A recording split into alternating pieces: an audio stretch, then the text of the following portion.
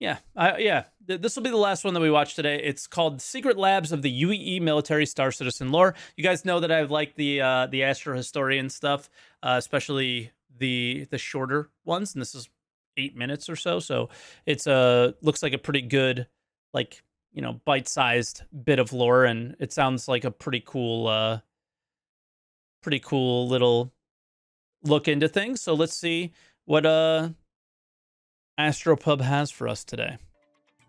My name is Paul Shelley, and welcome to The AstroHistorian, a channel dedicated to exploring and explaining the lore of sci-fi and space universes and discussing their impact.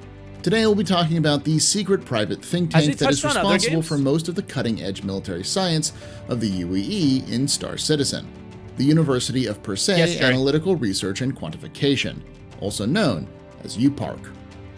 Before we get started, I want to thank y'all for your continued support. We have over 16,000 subscribers and rising, so if this is the second time you've watched one of my videos, make sure to hit that subscribe button and the bell icon to be notified when these are released. We also have some new merch of Old Man Al Hurston from our Lore Citizen podcast, available for a limited time. Check the link in the description below. With that all being said, let's learn about the cutting-edge science done at UPARC. The origins of UPARC stretch back to the discovery and founding of the Redder system. Two students from the Martian Institute of Science and Technology discovered the second jump point in human history by accident while doing fieldwork in the newly discovered Croshaw system in 2287. They reported this find to the president of their college, Adrienne Zemlach, who distrusted how the nations of Earth had approached the colonization of the Croshaw system.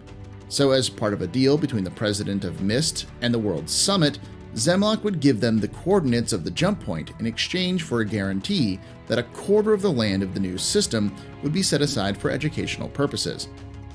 A quarter of the land of an entire system set aside for educational purposes. Okay.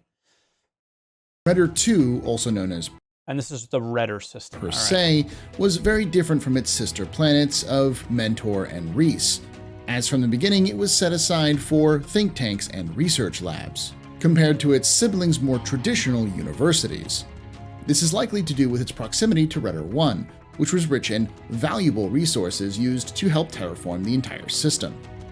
While it isn't explicit, I do believe that, since its founding, UPARC has been fundamentally changing technology for humanity.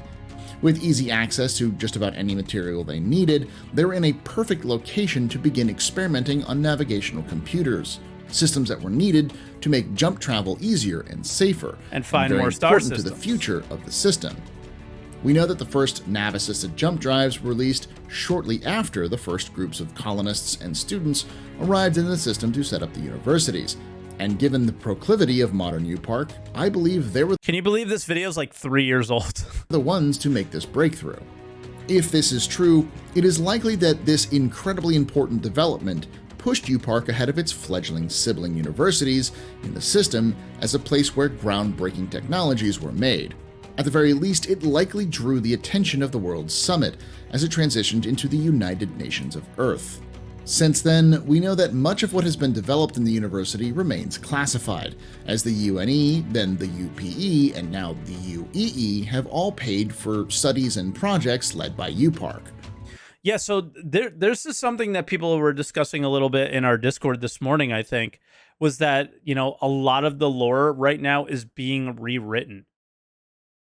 Because they made lore before the game was made.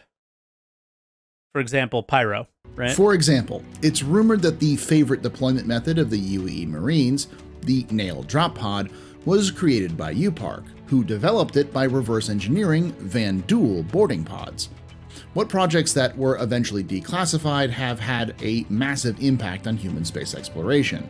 For instance, the Solar Energy Coil, which was designed initially as an attempt to weaponize solar electromagnetic energy during the First Tavaran War by UPARC. Okay. Even though the project failed, the researchers realized it would work perfectly to— Is this like the First Order weapon or something? Like, what the heck? Harness the free energy of the violent pulsar of the Banshee system. These coils are still used today to keep the vast network of underground mining operations, settlements, and cities with enough power to thrive in the hostile system. Another example of a declassified project making a major impact on day-to-day life in the UEE is the energy-efficient quantum engine. It is likely that the vaunted Bengal carrier's engines, which are said to not need refueling for an average of 20 years, are partially the result of this project. Wow. Though the technology has been utilized in all quantum core engines since its declassification. Then why do I have to refuel once a day? Huh? These should give you an idea of just how much important work efficient. comes out of UPark. In fact, much of the legacy of UPark isn't even officially from UPark, but from dropouts and former students, many of whom have gone on to develop cutting-edge technology for the UEE or help influence the verse in fundamental ways. To give you an example, Magda Hurston, the CEO of Hurston Dynamics who purchased Stanton 1, was an intern at UPark for a year. The founder of Basilisk Arms, Simone Visconti, dropped out of UPark to pursue a career in engineering. Basilisk would go on to be the premier armor manufacturer for ships and personal protection for the UEE military and the preferred choice of many private contractors today. They use Caldera secret knowledge and then make their own products. Not very cool. In UPark, when 2 engineering graduate students were given government grant and a lab at the university. While their research was promising, their grant ran out, so they moved their work to nearby Mentor to continue working. This would eventually lead to the breakthrough of the Novikov and Pembroke suits, which are indispensable to modern exploration, making previously unreachable locations due to extreme temperatures and pressures easily traversable. The trio of students who would found Rayari had been working on a grant to make highly adaptable crops available to grow in any soil. Those are my 2 favorite suits, by the way. In any condition at UPark when Linton Mezzer pulled their funds. After the fall of the Mezzers, the trio returned to the project and were successful at bringing the native flora of Garin 2 literally back from extinction, and even developed the plant life that has been able to survive the frigid temperatures of microtech. Burl Hitchens was a brilliant engineer and researcher whose work with lasers was revolutionary. However, he had a bad habit. So literally everybody worked at UPark that made anything in Star Citizen. Of bucking authority. So after his first year at UPark, he was expelled and forced to complete his studies on his own, founding Maxox shortly afterwards.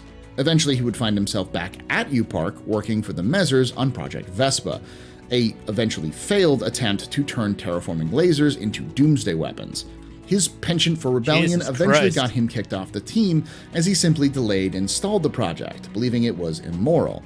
This delay may have led to the eventual downfall of the project, whose abandoned terraforming platforms would eventually be used to construct the invaluable Ark Station. And his company, Maxox, still develops the premier neutron weapons of the UEE to this day.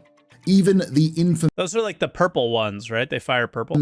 Dr. Marcus Fayel was a researcher at UPark before being hired to help terraform Maya in the Lear system.